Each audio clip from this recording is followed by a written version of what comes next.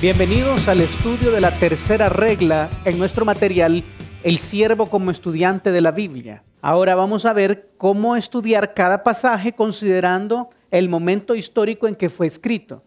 Esto es terriblemente importante porque hay muchos pasajes que hoy en día hemos tomado indiscriminadamente, podemos decir, sin tomar en cuenta lo que Dios quiso decir en el momento histórico en el que se encontraba. Esta situación puede dar lugar a un montón de errores teológicos terribles que pueden servir también como excusa para malas interpretaciones intencionales al tratar de manipular a la congregación hacia cierto estilo de teología torcida y bastante dañina. Llámese, en este caso, podemos usar algunos ejemplos ya de teología de la liberación, teología de la prosperidad y algunos otros evangelios que se están diversificando en este mundo para tratar de sacar provecho de la grey y de la fe genuina de algunas personas que equivocadamente siguen a estos falsos maestros que les venden un montón de mentiras disfrazadas de verdad, precisamente por ignorar estos principios que son tan clave al interpretar la Biblia. ¿A qué nos referimos con el tiempo histórico o el momento histórico en que fue escrito? ¿Será que Dios ha cambiado la forma en que trata con el ser humano? La respuesta es definitivamente sí. Nosotros podemos hacer una diferenciación de lo que llamamos en el material. Tú vas a ver que hay un concepto que se está desarrollando alrededor de toda la regla llamado dispensaciones. Una dispensación, como lo establece Efesios 1:9, es una forma de oikonomía. Esa es la palabra que se usa, es economía, la forma en que Dios ha dejado las reglas del hogar en ese momento. Dios ha cambiado ligeramente algunas formas de tratar con el ser humano desde el principio de la historia para lograr tener una relación genuina con él. Y a partir de ahí nosotros podemos hacer varias diferenciaciones de momentos históricos en que los pasajes han sido claros en ese momento. Sin embargo, si los traemos a nuestra realidad, parecen estar en contradicción con otros pasajes que también hablan de lo mismo, pero de manera contraria. Quizás te voy a poner algunos ejemplos para que me vayas entendiendo, pero el material habla precisamente de esta situación. Cuando nosotros no somos cuidadosos hacia dónde está escrito este pasaje, en qué dispensación, en qué momento histórico Dios estaba tratando con el ser humano, es difícil obtener el principio eterno del que hemos hablado en las anteriores lecciones. Es decir, la enseñanza profunda y aplicable a nuestra vida no se puede obtener directamente del pasaje. No siempre, por lo menos, porque tenemos que tomar en cuenta la forma en que fue escrito y a quién fue escrito. ¿Cómo eran las reglas de ese momento? Si tú recuerdas y puedes ver a lo largo de la historia, las reglas para Adán fueron bien claras. Él debía hacer dos cosas. Debía cuidar y labrar el huerto y también debía sojuzgar sobre la creación. Él debía ser el que ejerciera dominio. Pero esas reglas cambiaron en el momento en que Adán y Eva, por supuesto, cometieron el pecado de desobedecer a Dios en lo tocante al árbol de la ciencia del bien y del mal. Desde ese momento, las reglas cambiaron completamente. Y vemos cómo, por ejemplo, Caín y Abel comienzan a buscar a Dios de la manera en que él probablemente les había enseñado. Les enseñó a buscar a Dios con un sacrificio animal de lo mejor que tenía, pero Caín eligió ignorar esta advertencia e hizo lo que él quiso, trayendo el fruto de la tierra, lo que a él le plació. Y Dios vio con agrado el sacrificio de Abel y vio con desagrado el sacrificio de Caín. Y aquí viene todo el problema terrible que esto generó. Pero las reglas van cambiando. Dependiendo de la historia de la Biblia, la forma en que Dios ha tratado con el ser humano ha ido variando de forma de mostrar, yo creo profundamente que esta es la razón, demostrar que no importa la manera en que Dios trate con el ser humano y trate de salvar y de tener una relación genuina con él, el ser humano siempre va a fallar. Siempre y cuando alguna de las partes del pacto o de la forma en que Dios ha ideado la dispensación dependa del ser humano, la naturaleza humana va a hacer su aparición y vamos a tener un problema terrible. Siempre que depende de la naturaleza humana, la salvación falla. No por parte de Dios, sino por parte del ser humano. Así es que él tuvo que idear un mejor pacto. Y lo vamos a ir viendo en el material, no te preocupes. Pero yo creo que una de las cosas en las que debemos hacer hincapié en esta regla que vamos a estar estudiando es que tenemos que tener clarísimo que Dios actúa de diferente manera, pone las reglas del juego casi siempre al principio de cada una de estas dispensaciones y cada una es terminada con un juicio, que es algo también muy interesante. Siempre puedes ver que el ser humano recibe una indicación, el ser humano falla, al cumplir esa indicación de parte de Dios viene un juicio y después de esto como que el tablero vuelve a cero y las reglas son otra vez puestas, el ser humano falla, y viene un juicio y entonces Dios vuelve a dar otra forma. ¿Cómo funciona esto? Bueno, tú vas a encontrar en el material que hay diferentes formas de estudiar la Biblia. Podemos hacerlo históricamente. Y aquí tienes un set de numerales romanos que llegan hasta el número 14, donde uno puede ir viendo despacito en la historia de la humanidad cómo Dios ha tratado de manera diferente. Por ejemplo, desde la eternidad pasada hasta el principio. O sea, en el principio de la creación, por supuesto, qué había antes y qué hubo después. Tú puedes ver claramente que Juan 1.1, Juan 17.5 y Génesis 1.1 está hablando precisamente de que Dios ya existía antes de la creación, que Jesucristo, el verbo, ya existía antes de la creación y que en el momento en que todo fue creado en este universo, Dios estuvo presente y comandando todo el esfuerzo. Entonces, uno puede intuir y puede deducir a partir de esta escritura que lo que encontramos en la eternidad pasada es Dios. Y en algún momento de la creación aparecen los ángeles, previo a la creación del mundo, y luego después de la creación del mundo viene todo el proceso que ya conocemos y la Biblia nos describe claramente. Después, desde el principio hasta la rebelión de Satanás.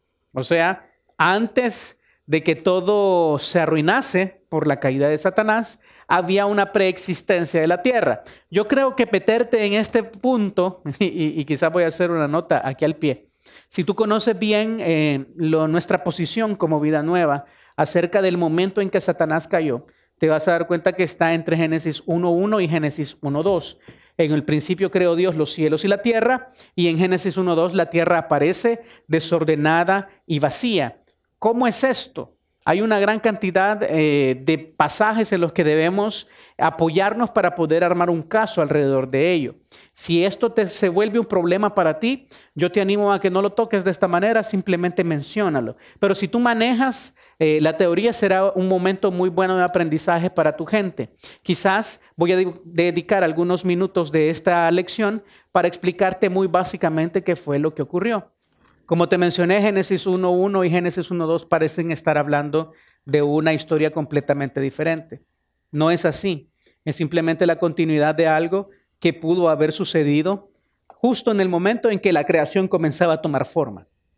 Yo te quiero enseñar algunos pasajes nada más para que hagamos un caso. Y si tú tienes preguntas, puedes usar el chat de tutores para hacer las preguntas correspondientes y tener un poco mejor la ampliación de este tema. Creo que es importante tomarse el tiempo para poder dilucidar completamente cualquier duda que tengas acerca de esto.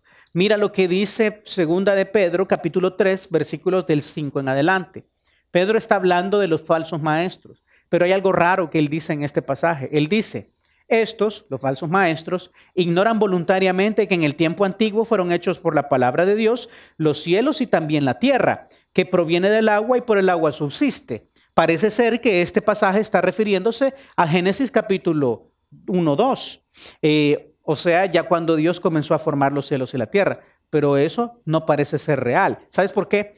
Porque hay una gran pregunta. En Génesis 1:2 en adelante, tú ves que el agua está cubriéndolo todo. ¿Sí? Si tú puedes imaginarte en un plano cómo estaba sucediendo esto, ves que el agua estaba inundando el universo completo. Porque si seguimos el relato de Génesis capítulo 1, tú vas a ver que hay algo que se llama la expansión. Y Dios separa aguas de las aguas. Las aguas de abajo quedan concentradas en la tierra y las aguas de arriba quedan encima de la expansión. Y esta expansión es llamada cielos. Sobre estos cielos, en el día cuarto, se colocan los astros y la luna y las estrellas. Es decir, que la expansión que nosotros vemos como este espacio entre agua y agua se llama universo o el espacio, ¿sí? Cuando tú ves entonces que son colocadas ahí las estrellas, quiere decir entonces que arriba del espacio, después de la expansión, hay agua, ¿verdad? Ahí viene nuestro gran problema. Pero si tú te fijas En Génesis 1:2 no dice de dónde salió el agua. No hay una indicación para ver dónde Dios creó el agua. El agua ya estaba. Entonces, aquí hay una gran pregunta. ¿Por qué dice entonces, segunda de Pedro 2:5, que proviene del agua y por el agua subsiste? Ahí tenemos una buena inquietud. Luego, si ves el versículo 6, por lo cual el mundo de entonces pereció anegado en agua. Cuando tú ves dos palabras ahí son clave. Cuando ves el mundo de entonces, esa palabra en griego es cosmos, es todo lo que existe. El universo de entonces pereció anegado en agua. Pero ¿qué fue lo que se anegó en agua en el diluvio de Noé? De lo que parece estar hablando nuestro pasaje. La tierra. Del cielo descendió agua y la tierra se inundó. Pero aquí tienes el cosmos inundado. Es decir, que esta inundación primera no es el diluvio de Noé. Probablemente es algo que sucedió justo después de que Dios en el tiempo antiguo creó los cielos y la tierra, que salió del agua. Y entre Génesis 1:2, cuando la tierra ya estaba desordenada y vacía. Nosotros tenemos la convicción, y esta es nuestra posición, que en ese momento fue cuando Satanás cayó de los cielos. ¿Y quieres un poco más de confirmación? Mira lo que dice el versículo 7. Hermano, ahí dice el mundo. ¿Puede referirse a la tierra? Sí puede, pero fíjate lo que dice. Pero los cielos y la tierra que existen ahora están reservados por la misma palabra, guardados para el fuego en el día del juicio y de la perdición de los hombres impíos. Es decir, que el cielo y tierra que ahora existe no es el cielo y tierra del tiempo antiguo, porque el cielo y tierra del tiempo antiguo pereció anegado en agua. La tierra y el cielo, es decir, el universo se inundó. Uno puede tener una buena imagen de esto si dibuja los días de la creación, porque tú vas a ver que el abismo es como una parte central. Encima del abismo había tinieblas, después de las tinieblas hay agua y encima del agua está el Espíritu de Dios. Y entonces Dios en el primer día hace una expansión en medio de las aguas, encerrando el abismo en un compartimiento cerrado, que en este caso es el planeta Tierra, y luego el espacio es la expansión y hay agua por encima de nosotros. ¿Dónde está esa agua? Te preguntarás. No te preocupes, vamos a tratar de ejemplificarlo, aunque ya el tiempo se nos está acabando. Creo que este video va a ser un poco más largo de lo normal, pero vale la pena hacer pues las anotaciones necesarias para que esto quede bien. ¿Qué pasó entonces con Satanás? Porque estoy seguro que Satanás cayó en algún momento entre Génesis 1:1 y Génesis 1:2. Es por lo que dice Job capítulo 38. Job capítulo 38 es una confirmación, una confrontación de Dios hacia Job, quien le está preguntando si él sabe cómo están armadas la tierra y cómo él hizo su fundación. Obviamente Job no sabe, pero mira lo que dice Dios. ¿Dónde estabas tú cuando yo fundaba la tierra? Házmelo saber si tienes inteligencia. Estoy leyendo Job 38:4. ¿Quién ordenó sus medidas, si lo sabes? ¿O quién extendió sobre ella cordel? ¿Sobre qué están fundadas sus bases? ¿O quién puso su piedra angular? Fíjate en este pasaje. Cuando Dios puso la piedra angular de la tierra, cuando alababan todas las estrellas del alba y se regocijaban todos los hijos de Dios. Hay criaturas ahí que están alabando a Dios mientras Dios funda la tierra. Si seguimos el relato de Génesis 1:1, te vas a dar cuenta que el hombre fue creado hasta el séptimo día. Estos hijos de Dios no pueden ser hombres. Son las estrellas del alba. Las estrellas fueron creadas hasta el cuarto día. Tampoco pueden ser estrellas literales. ¿Qué son entonces los hijos de Dios y las estrellas?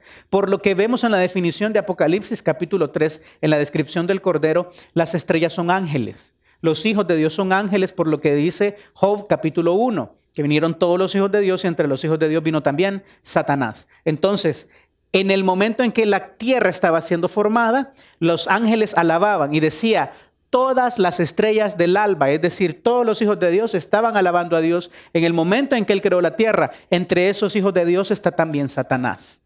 Ahí puedes ver que Satanás estaba presente cuando la tierra comenzó a formarse. Pero en algún momento, entre esa creación y lo que vemos en Génesis 1:2, Satanás se rebeló. Por lo que nos dice Isaías capítulo 14, Ezequiel capítulo 28, él realizó una rebelión en contra de Dios y fue echado de la presencia de Dios. Por lo que ahora Pedro nos dice, en una inundación universal. De ahí es a donde sale todo el agua que vemos en Génesis capítulo 1, versículo 2. Espero que después de esta breve introducción tú puedas tener un poco de idea de qué fue lo que sucedió. Lamentablemente no tengo todo el tiempo para presentarte los pasajes, pero hay pasajes que hablan claramente acerca de cómo Dios no creó la tierra en vano, no la hizo desordenada y vacía como la describe Génesis 1:2, sino que la hizo para ser habitada, pero no alcanzó a ser habitada porque hubo una rebelión anterior a esa. Cuando tú tienes todos estos elementos juntos, te das cuenta que hay un gran espacio de tiempo quizás entre Génesis 1:1 y Génesis 1:2, la rebelión de Satanás y su caída. También puedes ir viendo desde la rebelión de Satanás hasta la creación del hombre, desde la creación del hombre hasta la caída, y así vas partiendo históricamente todos los pasajes de la Biblia. Es muy bueno tener estos 14 ítems que te ayudan a ver los momentos diferentes por los que pasó la humanidad.